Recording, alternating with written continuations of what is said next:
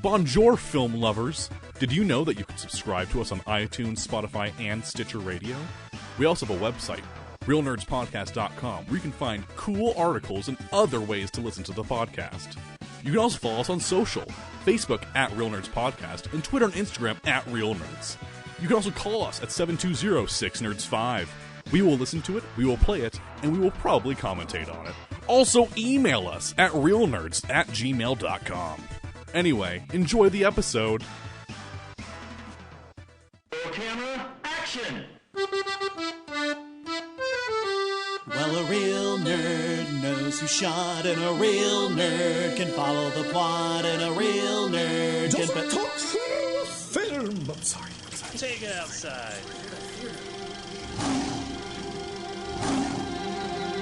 Well, a real nerd knows who shot, and a real nerd can follow the plot, and a real nerd will give it all they got.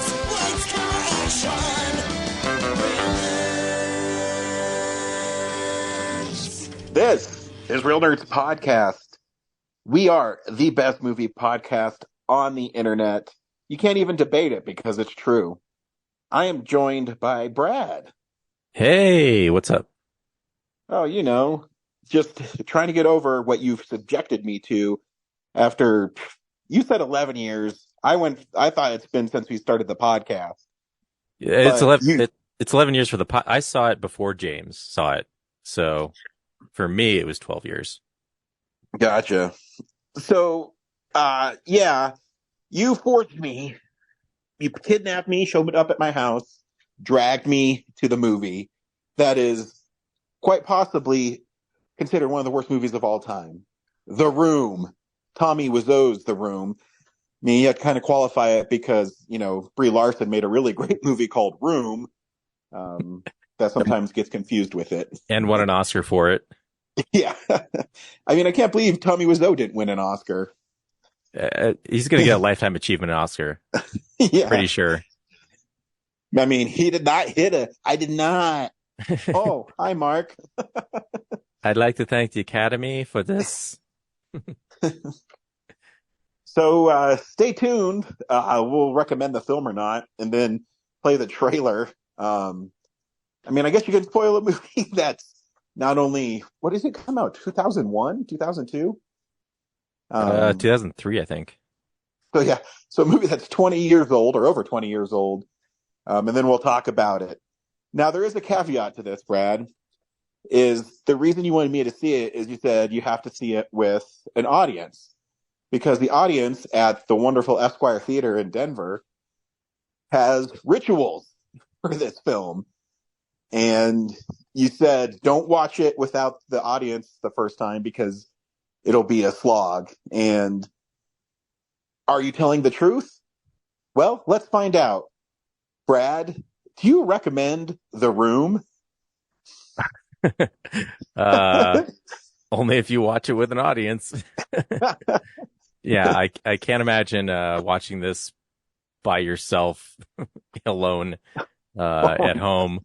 You would not see what everyone else sees in this movie that way. So yeah, if you're gonna watch it, at least, you know, it's a good party movie. Like, just put it on with friends and have a good time making fun of it. Did I enjoy this movie? I did not. But I will say, you're 100% correct. At least the audience made it fun. And we'll get into that. Watching this movie without an audience, I wouldn't do it at all.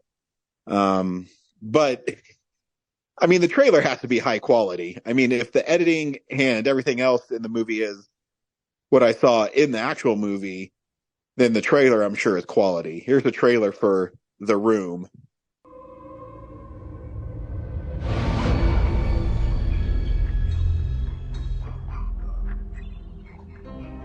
A perfect world. These are for you. Thanks, honey. They're beautiful. A perfect life. I would do anything for my girl. I love you, Lisa. I love you, Johnny. He provides for you. Darling, you can't support yourself. I don't love him anymore. He didn't get his promotion. And he got drunk last night. And he hit me. It's not true. I did not hit her. Well, maybe you should have a girl, Mark. Yeah. Yeah, maybe you're right. Maybe I have one already. I don't know yet. We can't do this anymore. Johnny's my best friend. This will be our secret. Don't worry. You can trust me. We are expecting. I'm your future husband. You sure about that? Please talk to me, please. You're having an affair with Lisa, aren't you? I need more from life than what Johnny can give me. She's a sociopath. She can't love anyone. There is no baby. I told him that to make it interesting. But you're such a manipulative witch. You're hurting yourself. You're hurting our friendship. I treat you like a princess, and you stab me in the back. You are tearing me apart, Lisa!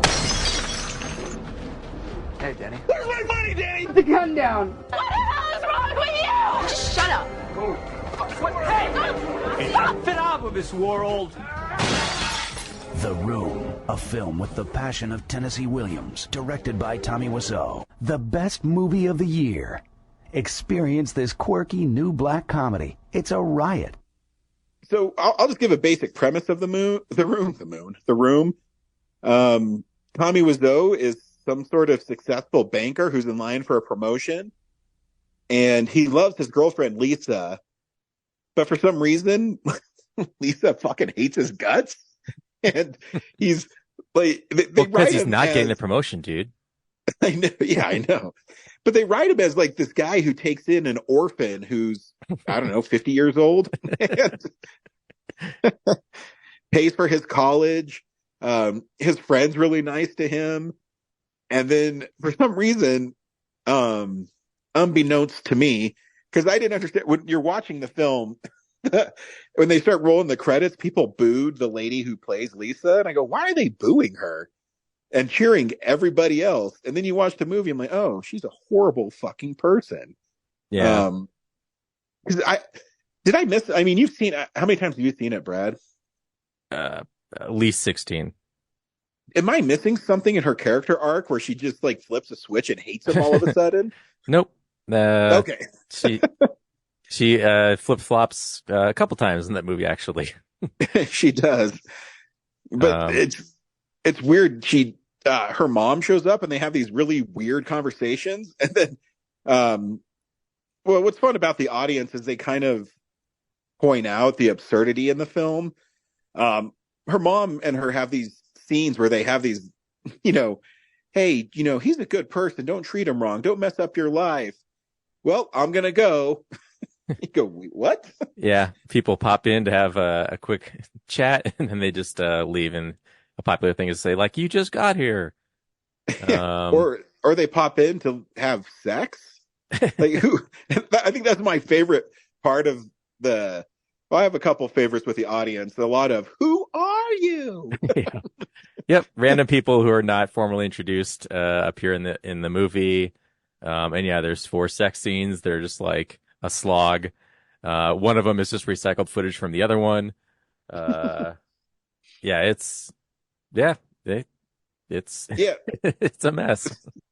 So anyways, so Tommy still wants to marry her. For some reason. They've been together either 7 years or 9 years, depending on where you are in the movie. I mean, it's just, what's so funny about it is, and here's the thing, is I don't know anything about Tommy Wiseau, but my guess is nobody does. He's definitely an immigrant to America. He decided that he was going to make a movie and he realized his dream. And now he's gained this cult status because the movie is so bad. So there is a part of me that is somewhat, I respect him for doing what he wanted to do, because he's the writer, the director, the producer. So he made it, you know what I mean? Yeah. So there's definitely that element to the film, but obviously he's an amateur. Is The Room his first movie? I believe so. Because obviously no one's editing him. Because and checking what he's writing, there's a part where he and his friends get ready for the wedding midway through the film, and it seems like they're going to go to the wedding, but they just play football in the streets, and then they're not married, and they're still waiting for this party that Lisa's put on for Tommy. It's his birthday, yeah. Oh, that's right. It is his birthday. Oh, but I left out in a crucial part. When asked what his job is by his friend Mark. Mark. He says, I can't tell you what I do. I work for a bank and very important. Yeah, I can't talk about the clients. Yeah. Yeah. I can't talk about that, Mark. Yeah, but what's so funny about the dialogue and the script is they'll have a moment where they'll talk about one thing and then instantly talk about something else. Yeah, and like I don't understand. So he hooks up a tape recorder to the phone somehow. I mean, it's helped by the audience singing the Mission Impossible theme. Yep. But he's also, before that, he saw Mark and Lisa like talking about how much of a loser Tommy is. Yep. Or Johnny. But then later, after this huge party where he sees them do this movie, I can't. Like, you're jumping around so much. I know, well, because it doesn't make any sense. I think what's important is, did you have fun? I did. Yeah. It's not so much about the movie itself. Like, we all watched it. We know it's like hard to process, and people alleviate that difficulty by just making fun out of it.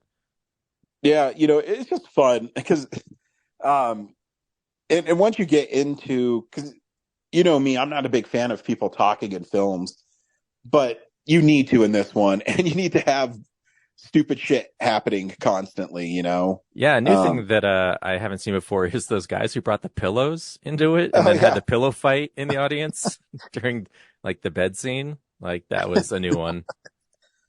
Hey, and this time, a lot of people ran up to be looked at by Johnny. Yeah, because the guy who always sits in the front row, middle seat, got out ahead of everything.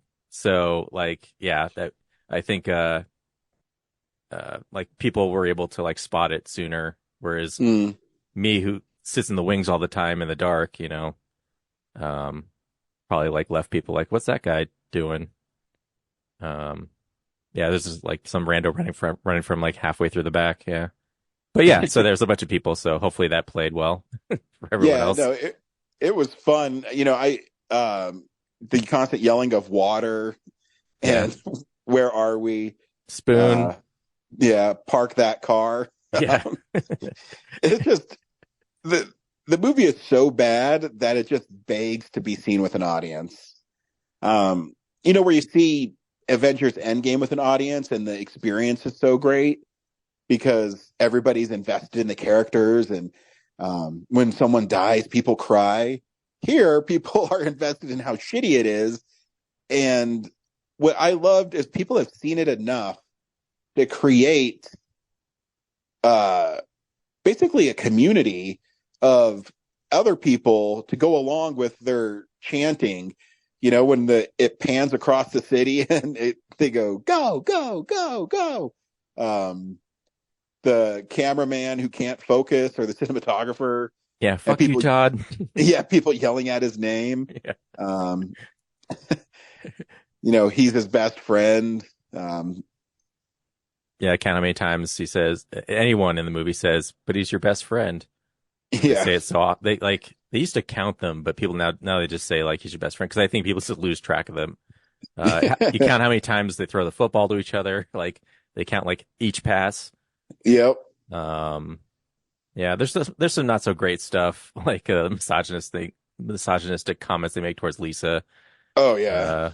Like her being ugly, or but I mean, she's also not a great character. So yeah, but yeah, character wise, yeah, but as a person too, like if she was in the audience, that would suck.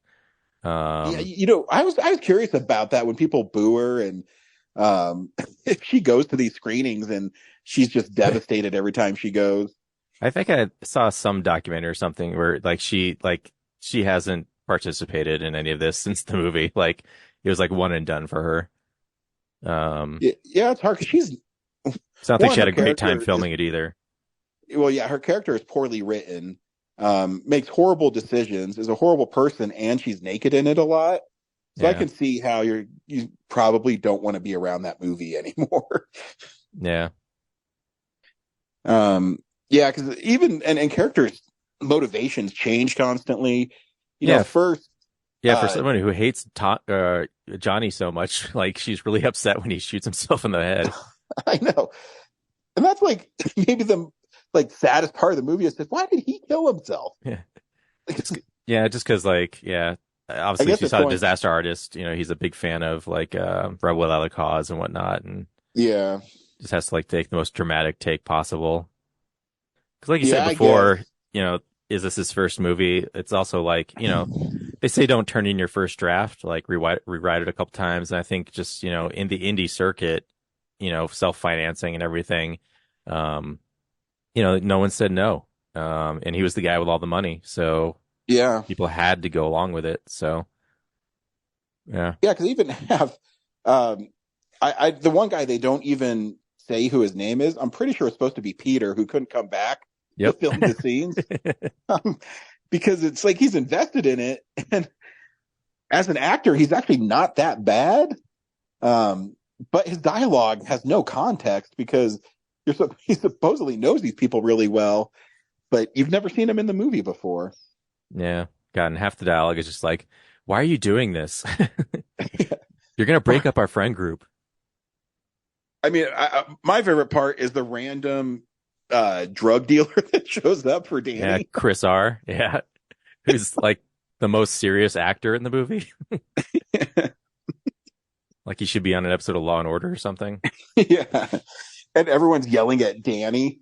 Why are you doing this? Why? How many drugs did you take? They don't even specify what drugs he's taking, just that he's done it. He's just done drugs. Like, yeah. Yeah. You're not my fucking mother. And It that's matters actually- a great deal. Yeah. It's I wanted to watch Napoleon Dynamite after I watched this too, because there's a scene where Lisa calls Mark and she says, I just want to see you. And Mark's line is, I saw you like 15 minutes ago. I know. Like they were just at the on the rooftop scene together. Yeah. What It are you just talking reminds me about? of something Napoleon going, I already told you, gosh, whatever Totally. flip I want to do. The other funny thing is when they haul off Chris R, they presumably they take him to the police office, which must be on the same block. I guess. Or Yes. it's like in the basement of the building. Yeah. I think God, they come back and say something, I forget what it is, but it just like alludes to the fact they were gone for a long time. Like, no, you weren't gone for a long time. Yeah.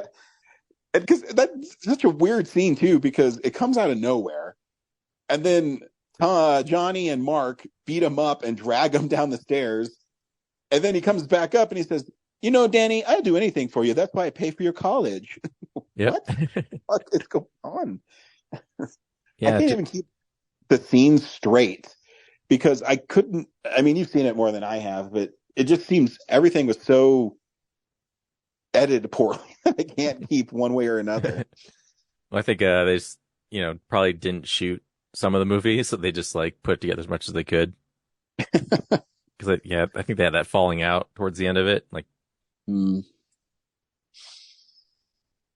you know, it's like Yeah. moving. You get to the very end, and it's just like the tedious, most slog of stuff. So I think I that's know. probably what happened. Shooting it was just like eventually a lot of people just like bailed because they saw how shitty it was being. Yeah. Yeah, it is. So is he supposedly hard to work with? I mean, I don't know anything about. I mean, I've seen The Disaster Artist, but I don't Yeah. know anything of like beyond that. I have no knowledge of who he is. I've read the book and it's pretty much like the movie, but Tommy's just such a mysterious guy. Like you can't look up his age online or where he's from. You know, I've met him briefly when he's come to the Esquire, and you know, you don't really get to like he had a Q&A once, and he just kind of talked about stuff you already know about the movie, and then he had like a Q&A, and people just asked him anything, and a lot of questions were just like, you know, would you be half man or half sausage types of questions, and he'd just be like, I'd be a tiger. you know, or he'd be like, or he'd shoot down a question like, "That's dumb. I'm moving on. Next one." Like, oh shit, that's yeah. awesome. And you know, no one really knows where his money comes from. He hasn't sold it in a while, but the early ones I used to go to, he would sell like his like premium underwear and jeans and belts and stuff. So I think he has a history in like the fashion industry. And, you know, I don't want to assume anything, but I kind of get the feeling like, you know, watching The Disaster Artist in this, like he might have like been in, and also Big Shark. He might have been in some kind of accident and like he just has a brain injury. And so like that's might be where the accent or whatever comes from and his like demeanor. Gotcha. Yeah, it's an odd movie. I mean, he's also like fucking her stomach or something in the sex scenes. Yeah, just trying to avoid like yeah, it's yeah, I guess grinding against her. You know, most movies have, you know, I think they're called intimacy pillows or something like that, or intimacy coordinators. Yeah, but that was like that was like out of COVID and everything. Yeah. So yeah, this is 20 years ago. So I think it was just a matter of like everyone's just like not professionals and he doesn't know how to direct. And so it's just like, you know, I don't want to. And if you ever wondered if there should be intimacy directors on sets, watch a movie like The Room and you can see why they're necessary. Yeah. Yeah. It's just like, I was like, man, that must not have been fun for them doing that stuff. Yeah. Like any smart person would just cut those scenes. Like they're just not essential to the movie at all. No, like, it's just dissolve away to the next scene. It's just a way to get boobs in the movie. Yeah. And I don't know if it was a malicious, I think it was just like a way to emulate other movies you've seen that does that. Yeah, I don't think it was malicious. I think it's just a way to have it in the film. And the writing and the editing and directing process seemed to struggle with if it was a good idea to continue to have it in the film. Yeah. I think it's like there's so many like adult movies in like the 90s that just had unnecessary sex scenes that, you know, like 2003 it's like, oh, I'm going to copy what I've seen. So yeah, I don't disagree. But I think the next thing I kind of want to see it in a different city to see if people do the same stuff. You know, someone should make a documentary, I guess, about the live experience of The Room because I haven't seen that yet, and see if it's like different across the country. Well, I mean, you're a filmmaker, Brad. I'm just saying. I could do that. I could. You could. Need some traveling money. Well, pitch your idea to someone, and they might, you know, help you with that. I don't know. I don't know how to do that. Speaking of traveling, so coincidentally now, The Room is now showing soon, I think March, at the Draft House with Greg Sestero in person. Oh, really? So I don't know if that's something you want to experience. I'll have to think about it. I was thinking about it and I was like, I can't remember if the Draft House audience does the same thing. I don't know. I can't, like, I only remember because when they have it, like Greg's there or Tommy's there. And so I remember those parts, but for the life of me, I cannot picture sitting in the theater watching the movie if people do the commentary or not. Yeah, it's probably because you've seen it so many times. It's just a blur. I'm like, I think I'd remember that, like at the Alamo, but no, I just remember like the in-person stuff, and so I don't know if it's an Esquire only thing or not. I mean, it can't be. There has to be a reason because it plays all over the place. There has to be something with it, you know? Yeah, I imagine like someone who saw it in LA and they had a bunch of screenings and developed all these things. I imagine that person moved to Denver and then started doing it at the Esquire. And I think that's how it got there. But it'd be even more amazing if like what we're talking about is Denver specific. Yeah.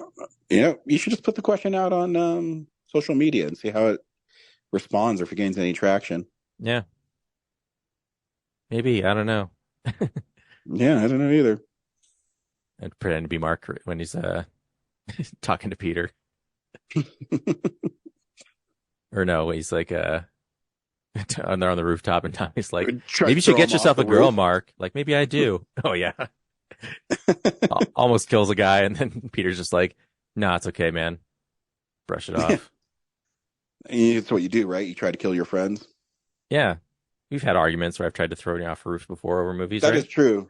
I mean, I did get thrown off the roof by you one time, but luckily you threw me right into a dumpster, so Yeah, it was good. That was lucky, yeah. I did not expect that dumpster to be there. The dumpster full of pillows. Yeah. So someone threw out all those pillows. It's crazy. So you're lucky, bro. 'Cause if you would have killed me, I would have come back and haunted you. Anyways, so yeah, the movie is awful. Even it's hard to get past because it's so bad. Sometimes you can watch a movie, but if I was going to say anything, I would definitely see it with an audience and experience it with them because it was lots of fun. So remember, every last Friday at the Esquire here in Denver, you can experience this like we did. And you won't be sorry. I mean, I took my wife. Oh, yeah. I forgot about I that. was surprised she wanted to come with us. Because I told her, I asked her, I said, you work on Friday? And she said, no. I said, okay, well, I'm going to go see this really horrible movie with Brad. And she says, can I come? I said, do you want to? And she said, well, what movie it is? I said, The Room. And then she asked what that was. And I said, well, it's the movie that was made that The Disaster Artist is based off of. And she said, oh, I want to see that. Okay. Yeah. What did she think of the movie? Basically what we're both saying is that it's total garbage, but it's fun to see people be silly and stuff. I saw her lean over to you sometimes. I thought she was just falling asleep. Like she checked out pretty early. Yeah, she probably did. And she's notorious for sleeping during movies. Yeah, that's cool. I didn't know she hadn't seen it before. I figured she might have, but yeah, because it was kind of getting really popular when she was in college, Yeah. But she had fun. And that's the secret in anything, is having fun. I guess my other question is, unlike me, you had the experience of watching The Disaster Artist first. Yes. So I'm curious, what did you have any expectations that it didn't meet? It was way more incompetently made than I thought it was going to be. Wow. Because The Disaster Artist, it really just takes the big highlighted scenes. You're tearing me apart, Lisa. And kind of builds scenes around them. And then when you watch the movie, there's another, 80 minutes of the movie you have to endure, which is really, really brutal. Yeah, but I mean, you warned me enough and I knew it wasn't going to be a great movie. But it is a good experience, if that makes any sense. The movie is not great, but the experience seeing it with a live audience is pretty great. Yeah. That's the first way I saw it. And yeah, after I was done, I was like, well, I guess I kind of saw it on Adult Swim when they did that April Fool's prank. But I didn't watch the whole thing. I was just like, what the fuck is this? Like, where's Aqua Teen? And then after 5 minutes, it's like, oh, moving on. And then, yeah, later I learned the mystique of the whole thing. And I saw the live stuff and I was like, oh, this is what, this is why the prank is here. So yeah. Yep. So yeah, that was my experience with The Room. I don't know why it's called The Room either. It takes place in a room. Yeah, it takes place in a couple rooms. I like the back door they have that, for one scene they come through and they just go right back out the front door. My favorite part is when they're at the party and Lisa says, it's getting hot in here. Everybody, let's go outside. And everybody goes outside and then she pulls Mark back in and they have a passionate kiss where that one guy who you don't know who he is, it says, what's going on here? Johnny's a good man. Why are you doing this? Is it just because he didn't get the promotion at the bank? That's not his fault. It's politics. Dude, the women in this movie, like, explicitly said, like, marriage is not about love. It's about taking care of yourself. And I mean, he had to deal with the disability of not knowing how a chicken sounds. I mean, as this was going on, I was like, I don't think that's how chickens sound, but how do chickens, how would you, I guess, bok, bok, bok, I guess, is the universal. Baby chicks, I guess. Yeah. And remember when Danny and Lisa had that one-on-one sitting on the floor for no reason? Yep. Or that one part where he's just looking out the window when Mark's talking to him. Yeah. Like he's expecting Chris R to come back or something. I did laugh out loud when you yelled, "How old are you?" to Danny.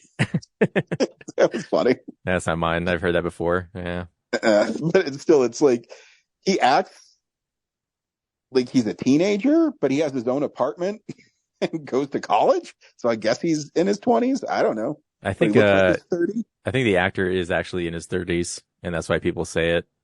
Because if you look at him now, it's like, God, you were Denny like 20 years ago. Like I can't process. Like you look like you're 50. Who are you? How old are you? Yeah, and the mom, like every time someone touches her, they get cancer. Yeah. And she just casually just points out, no one listens to me, and I'm dying. Yeah. I definitely have breast cancer. Yeah. Like it's no big deal. That was a weird scene. I got the results back, and I have breast cancer. Mom, you'll be fine. But what about you and Johnny? Yeah. What? Let's just move past this breast cancer reveal. Yep. And he hit me. I don't love him anymore. And he hit me. I did not. Which, how does he know? Like, he never said that. I was wondering too, because who told him? Like, the mom never confronts him, like, yeah, my daughter told me you hit her. Like, that never happens. And then she told her one friend too. I mean, what is going on with this movie? Anywho, so yeah, see it with the live audience.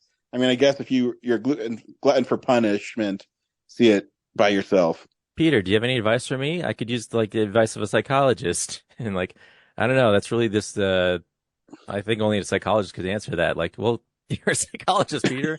Something like that. Yeah. Remember when she got Johnny drunk too? He doesn't drink. That's good. Like Scotchka, Scotch and vodka mixed together. Scotchka. Yeah. I'm tired. I'm wasted. Make love to me, Johnny.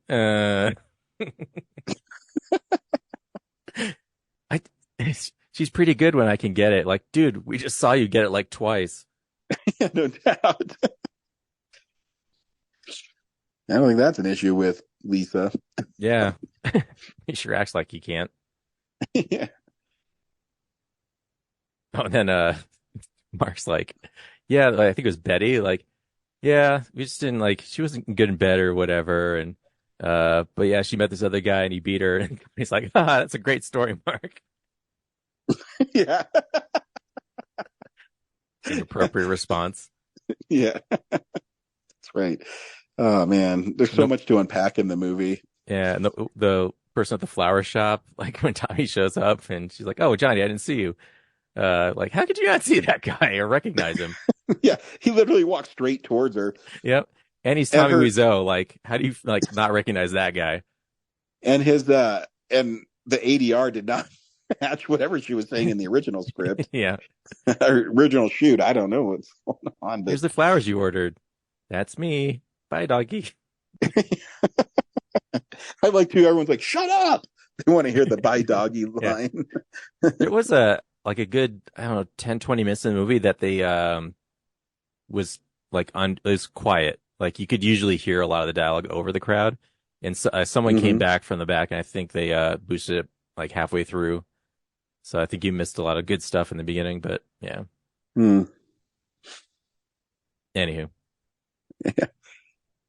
I don't know any big movie news of the week, so Um, I'm just skipping right into what we've been watching. So, yeah, this is the stuff we've been watching.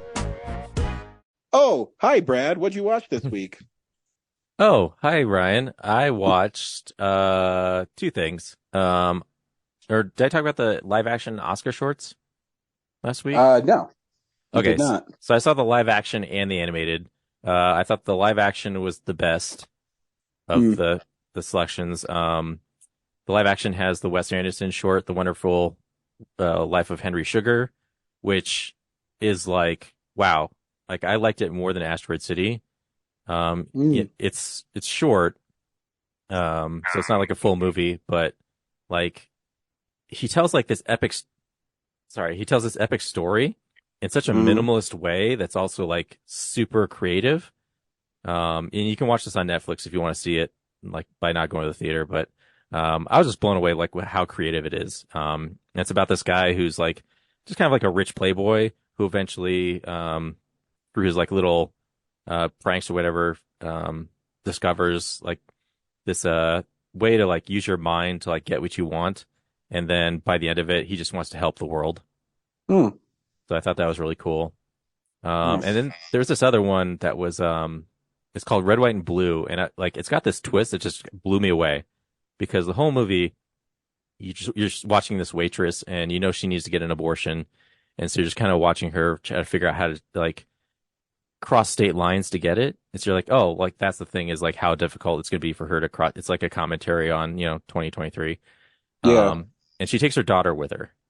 And I don't know if I really want to say the twist, but I probably shouldn't, but just like they have like a little buddy road trip together. And when they finally get there, there's this twist that's just like, oh, that's why this movie's in here.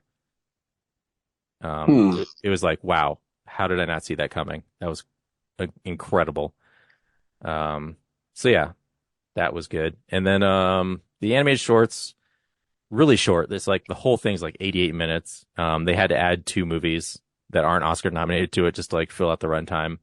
But the 2 that were most interesting were there's this one where it's animated on the Unreal Engine, and it's like these 2 warring factions, and 2 of the soldiers are playing from either side are playing chess against each other, and they send like a messaging pigeon each of the moves, and as they do it, like the other soldiers kind of get in as spectators, and then eventually like the commander comes in and he's like, breaks everyone up and sends them out to war, and then the 2 chess players meet each other on the battlefield, and then they're realize who they are, because the one dude's been storing all the paper in his pocket, and so it comes out and they realize who they are, and then they just like don't want to kill each other, and then they have to like dissolve the rest of the battle.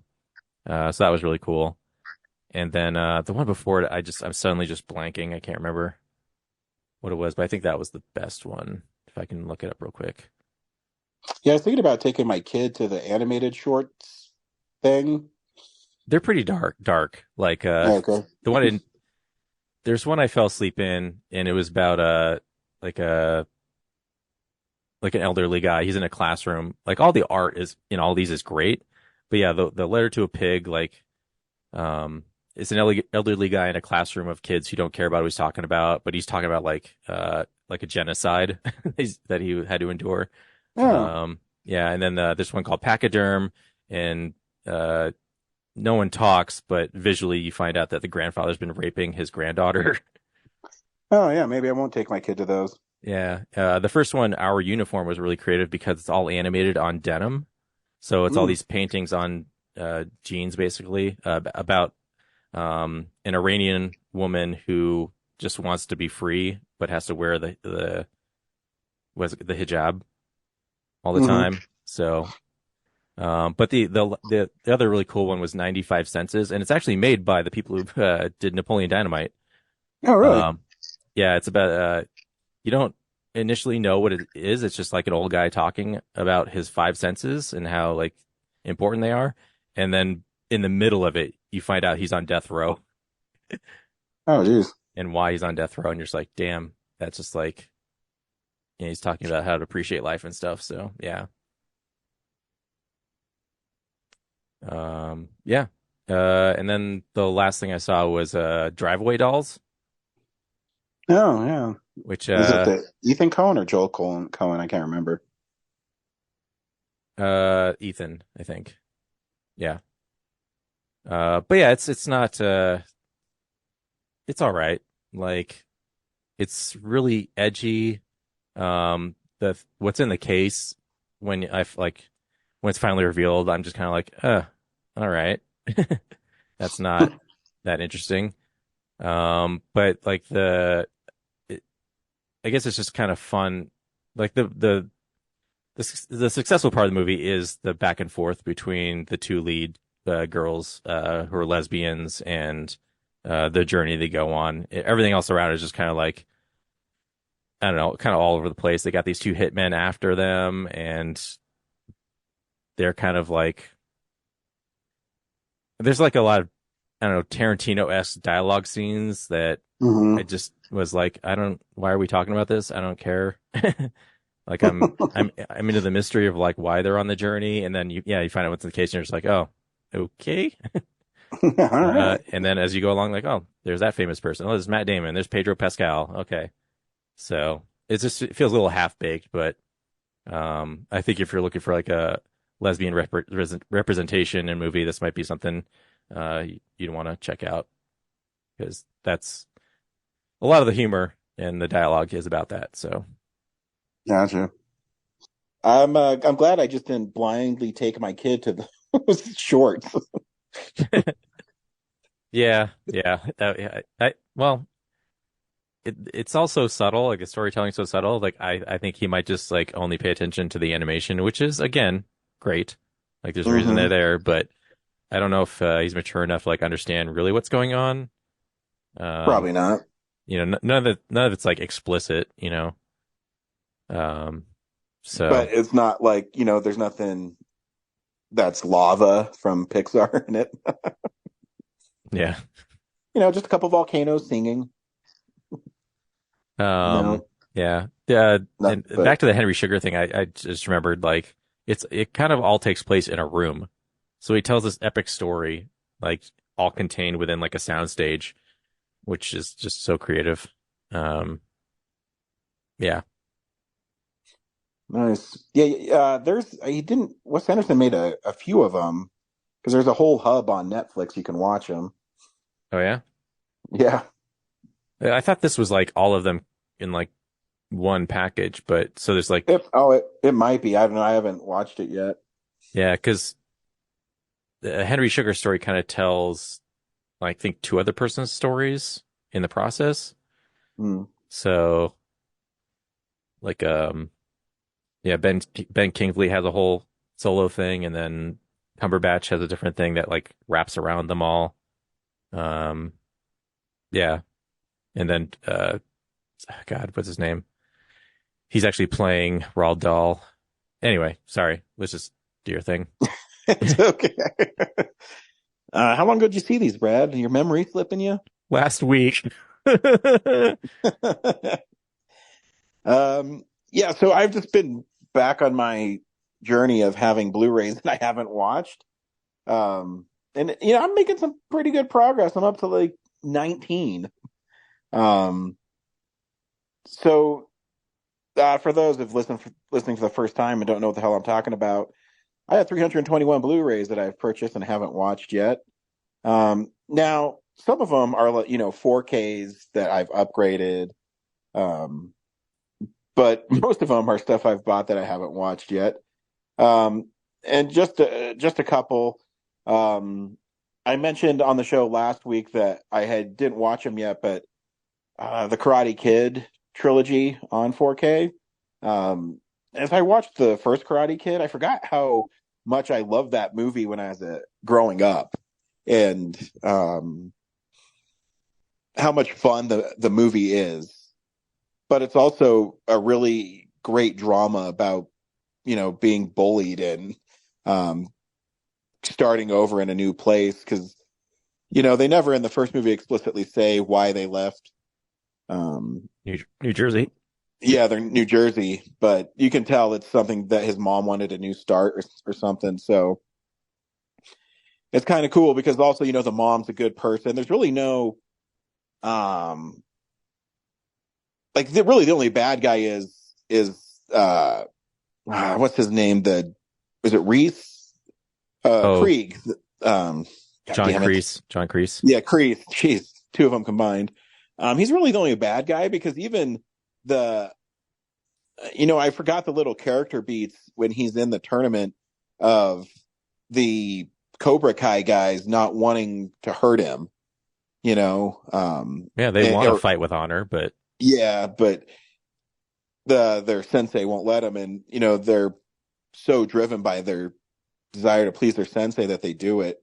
I forgot those little character beats, but the movie's really good. So growing up, you were on Daniel's side. Oh yeah, totally. Yeah, because growing up, there's some people who were actually. I thought Daniel was the bully. Oh, I mean, did you know that? No, I haven't heard that because that's the whole impetus for Cobra Kai. Well, yeah, I mean, because Cobra Kai is telling it from a different point of view. But I know when I watched the movie, the people at his new school are pretty mean to him. For no reason. That's what I'm saying. Like the inspiration for that idea was from the fact that there's an online swath of people who are like, no, dude, like Daniel's the bully because they halfway through the movie they kind of had like a ceasefire, and then Daniel at the Halloween thing when Johnny's smoking weed in the bathroom, sprays water on him. He starts the whole thing up again, so it's his own fault. Yeah. So. Yeah, that's that whole thing of Johnny's not totally the bad guy. It was like, oh, we can make a whole show out of that. Interesting. And have you seen Cobra Kai? Yeah, I've watched I think 2.5 seasons of it. Oh yeah, so good. Yeah, it's a good movie show. That one episode where they're out in the woods and the one friend's dying, like Mm-hmm. Yeah, for a show that didn't start on like YouTube or something.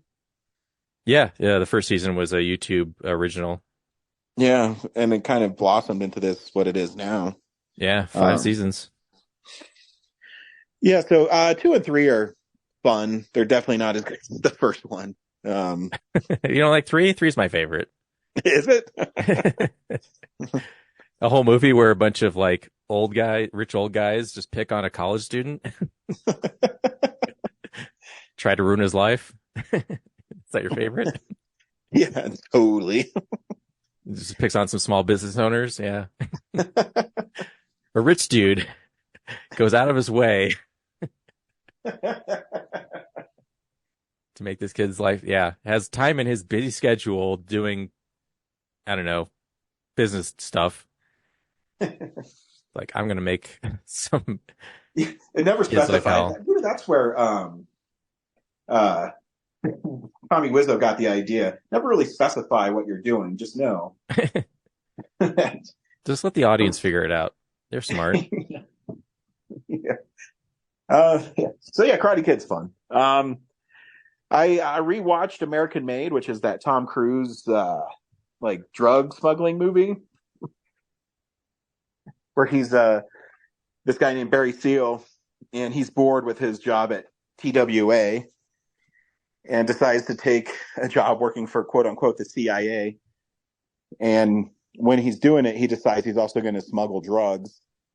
And he's intricate into introducing guns to the drug cartel. And he's basically playing both sides. And I did, after I watched the movie again, I went and did research, and most of what happened in the movie is kind of true. He really was a guy who did it. And he was assassinated by the Pablo Escobar's drug cartel. I mean, they embellish a little bit of the story, and Tom Cruise is really good in it.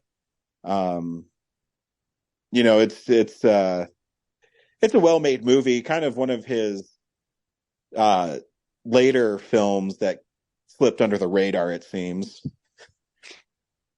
Yeah, I saw it once and I can barely remember. All I remembered was that it was like based on a real thing. Yeah, and sometimes, real life things are sometimes a lot more trippy than made up stuff. And the last thing I watched is a movie I hadn't seen, and I'm preparing to see, you know, for our movie of the week this week.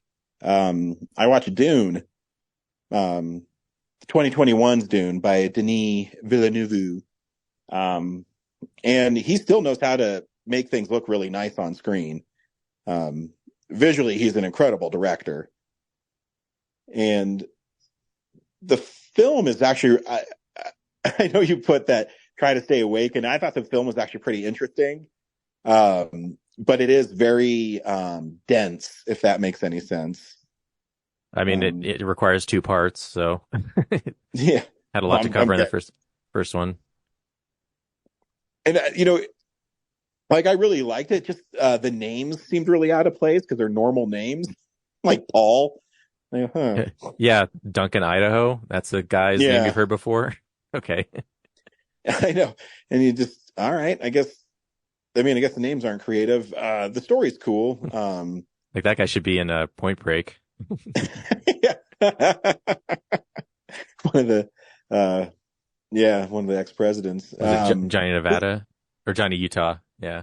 Johnny Utah, and then we got Duncan, Idaho. In Dune. Fits right in. It is, kind of odd that, in a galaxy far, far away, it's just like some guy's named Paul.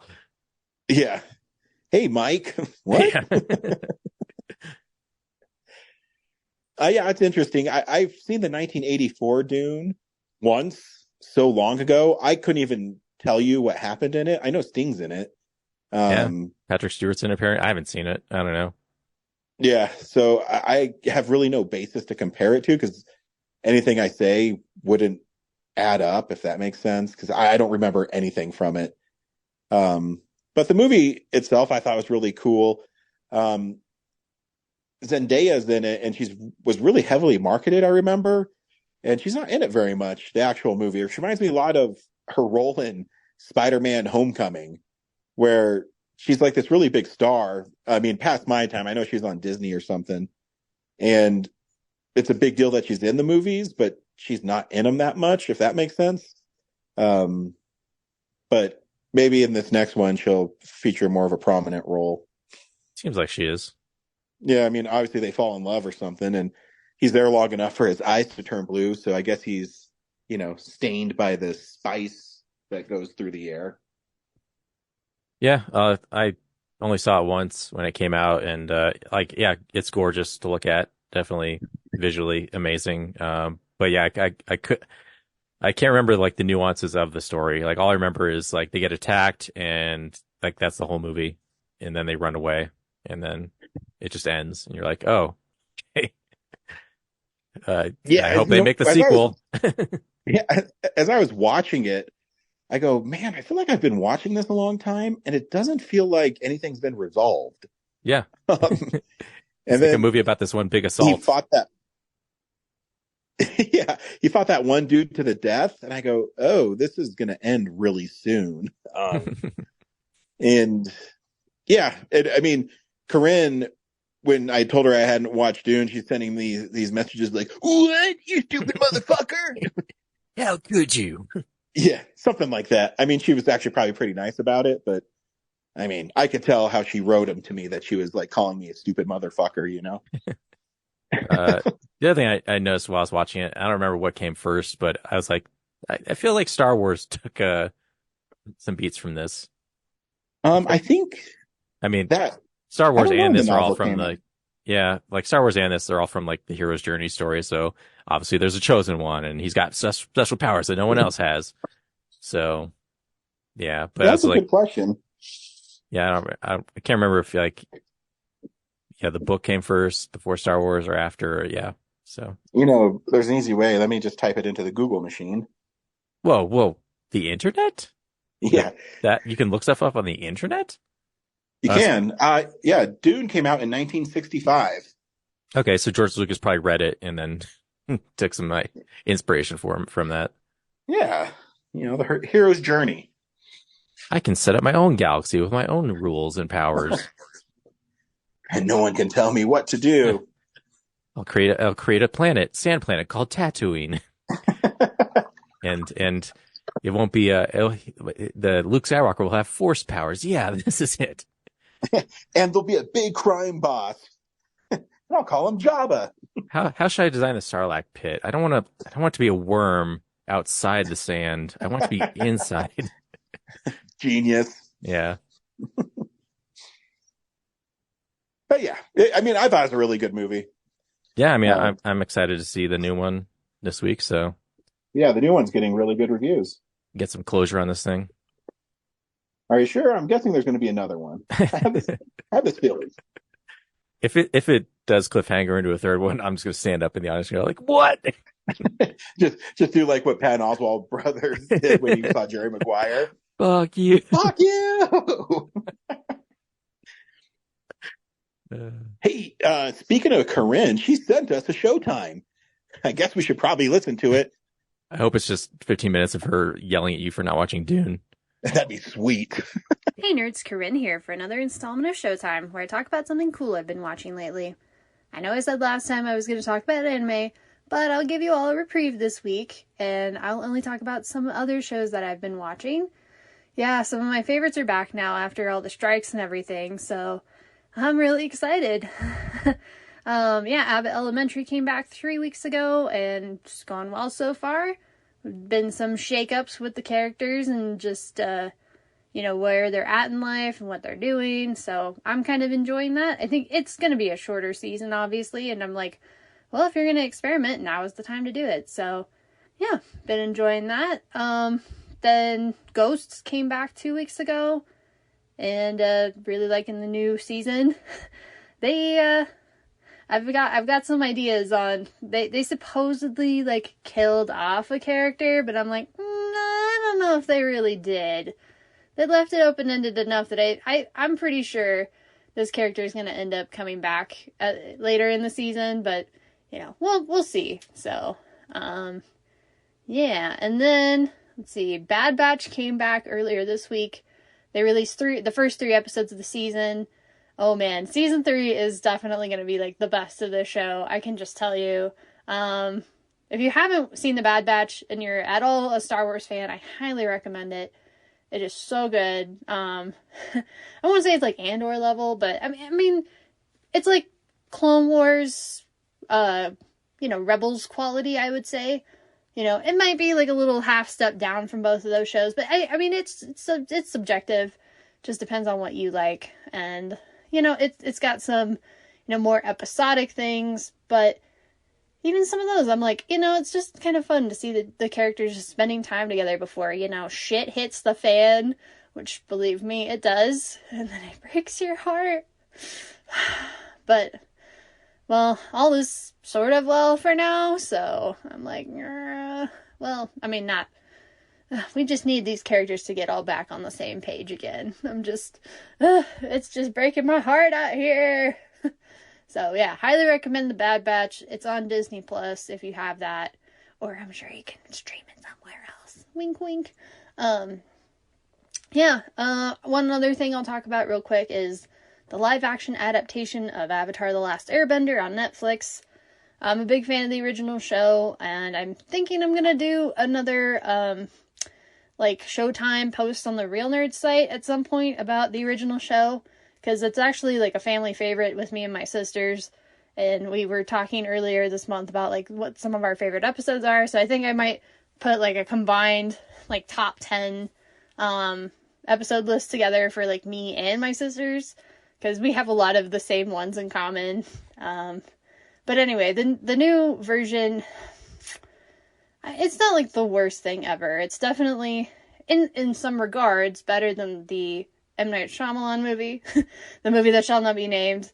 But it's actually kind of sad how bad some of it looks, as far as the effects and the backgrounds, and it's kind of I can tell most of this was just shot on a sound stage, and it's kind of frustrating how restrictive it is, whereas going back and looking at clips of the old M. Night Shyamalan movie, not that it's necessarily well made, but it's they definitely shot on location more often, and it doesn't feel quite so constricted. And I also feel the costumes were handled a little bit better, because it feels a little bit more lived in and not quite so, so bright and colorful. And it's like, I don't know, like, obviously when it's a cartoon, you can do that, but when it's live action, it's like, I feel like some of this should be dirty or faded or muted or something to feel a little bit more lived in. Everything looks a little too clean, a little too crisp. But I think the casting was really well done. The acting was pretty good. I think most of my problems are with the writing, and I might do a post about, some of the things I liked about the show and some of the things I didn't, but that's for another time. But in general, I'd say it's okay. I'll probably revisit it at some point, but I'm not like jumping at the chance to like, oh, I gotta go back and rewatch the whole thing. It did feel kind of long. I'm like, I would much rather watch the entire animated show, like all 3 seasons, than I would the first season of the live action show, if that helps at all. But then again, I'm down to watch Avatar The Last Airbender like any day of the week, so that's not really saying much. But yeah, Netflix's Avatar, I'm like, it's okay. I'll probably revisit it at some point, but I'm also not dying at the chance to do so. But I am curious to see. I've seen a lot of like, people are split on this online. Some people love it, some people hate it. I'm kind of in the it's okay camp. Some things about it I can appreciate. Other things I'm like, oh man, that change was not good. So, anyway, that's where I stand on it, if anybody really gives a shit. But, yes, next time I do one of these Showtime things, I will be talking about anime. So, y'all better buckle down. Strap yourselves in, boneheads. You're going for a ride. I know that's not the actual quote, but I know it's going to make Ryan mad that I said it wrong. So, all right, I'll talk to you guys later. Happy to hear Brad and Ryan had fun at well, maybe they had fun at the room. I don't know. Maybe it was terrible. I'm curious to hear about it. So, take care, everybody, and I'll talk to y'all next time with something. Bye. I haven't listened to it. Have you? Unfortunately, it's not her screaming at you for not watching Dune. It's just about the Bad Batch coming back, and yeah. Yeah, she also told me to watch this anime called Spy X. And, one day she'll realize that, I'm probably not going to watch anime unless I'm forced to, like our 600th episode, Could happen, yeah. And also, like the Netflix or the live action Last Airbender TV show she talked about. Stuff you love. Yeah. Oh, totally. I don't mind that. I do have the cartoon, and I've watched it because James said it was good, and the cartoon is really good. Yeah, that's what I've heard. But I don't know if there needs to be a live action of it. Yeah, like there's so much adaptation of like animation these days. Like as a kid, I was like, oh, what would it look like? Like, how cool would it be to see this as like a realistic looking thing? And as a 40-year-old, I'm just like, 30 years of this, I'm just like, I don't know if any of it's been like that essential. Yeah. Like it was genius as an animation. I agree. I mean, not to shit on the Simpsons movie, but just because I've been watching 26 seasons of the Simpsons now. Wow. It's just like the movie just seems like such a blip of like if they made more of them, it like would have been, I don't know, better for it. But now I'm just like, it just feels like I watched an extended episode at this point. Yeah, because I mean, you could probably fit that snugly into whatever season it was in. Yeah. And the movie's really funny and it's really well done. But yeah, I mean. Yeah, and like the animation on the show today, like the quality of it is like the movie. So it's like. Oh, yeah, it's crazy because, actually, I'll be posting for the first time in like 3 years, watching every episode of Family Guy because Kellen's getting into Family Guy. And watching how far their animation has come too is pretty impressive. Yeah. Yeah, on Disney Plus where I'm streaming it, like the only place you can stream it, like the first 10 seasons, when they're doing hand-drawn animation, they didn't like remaster it. They just took the existing, I guess, digitized files and then just kind of like stretched them to fit the widescreen.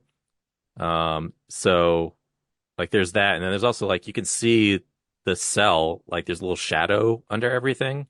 Mm-hmm. Cause they haven't like, done anything to digitally remaster it. And then, yeah, so like after season 20, like it's all computers. So everything's just like pristine and perfect. Yeah, you do lose some of that, I don't know what you'd call it. But it's incredible that like almost every episode, I think since the 20th season has like the intro, all the like opening intros have like some, like not even just the couch gag, like they all have some kind of custom thing added to it. Yeah. Like all these Christmas themes and obviously the Halloween themes. And like, it's just incredible, like how the animation is, like watching that much progression of animation, 30 years worth is just impressive. Oh yeah, I agree. Like there's one part where Homer's in the backyard. I forget what he's doing, but like it zooms out and there's like a 3D, cell shaded 3D thing of like the backyard and Springfield that like Matrix zooms, like spins around. And you're just like, Jesus, like that never would have been possible back then.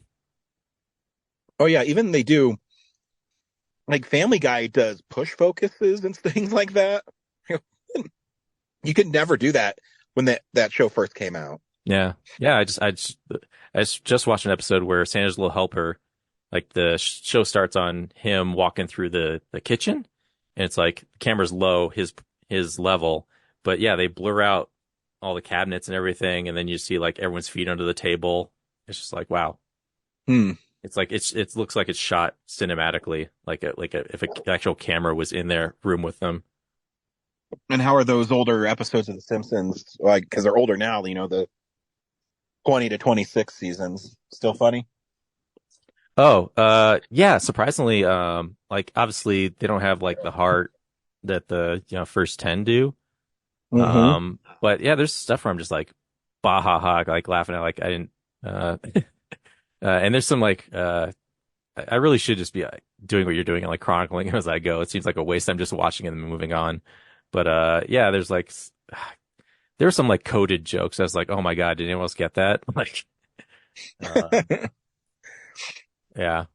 Yeah, I wish I had a specific example, but yeah, it's just, I thought I would like be breezing through them. I thought like I'd be watching them but not paying attention to them. But yeah, there's stuff in there. It's like, oh my God, that's great. That's like a season 1 through 10 thing. It's great. Yeah, I mentioned last week I cut cable, and it's kind of forcing me to watch stuff like that. So I got the Blu-ray of 30 Rock because it's on sale at Best Buy for, I don't know, like $30. And you forget when you get wrapped up into how like clever the shows are and how much you like them.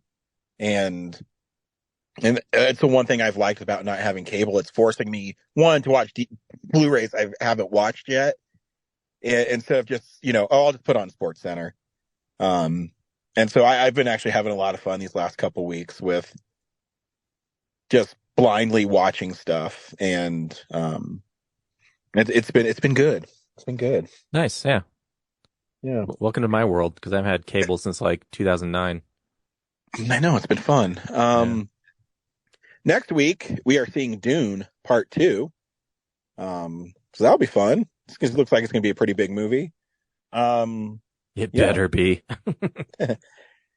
And until then, we'll see you at the movies.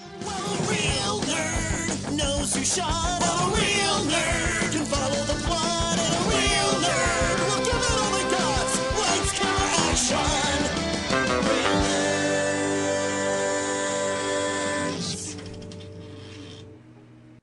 Thanks for listening to Real Nerds Podcast, a Nebulous Visions production. Stream or download episodes, read articles at realnerdspodcast.com.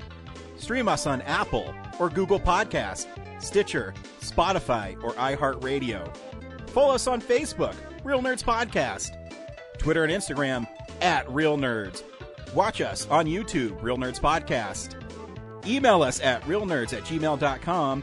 Call us at 720-6nerds5. Thank you to Sparks Mandrill, Mike at Plan 9 Studios, and Belonium for all of our groovy theme songs. And that's how you fucking do it!